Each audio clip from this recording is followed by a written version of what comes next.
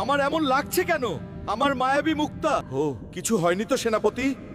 জলদি যাও দেখে আসো আমার মায়াবী মুক্তা ঠিক আছে কিনা। হে জাদুর মাছ, মহারাজার জাদুর মুক্তা তোমার কাছে ঠিক আছে তো? কুমির সেনাপতি হালকা আমার কাছ থেকে মুক্তাটা নিয়ে গেছে। হাল্ক অনেক শক্তিশালী।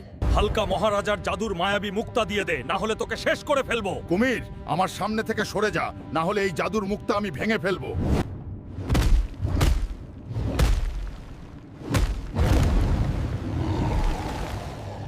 তোদের কুমির রাজাকে গিয়ে বল, সাদিয়ার জামাই আসতেছে তোদের রাজাকে শেষ করতে।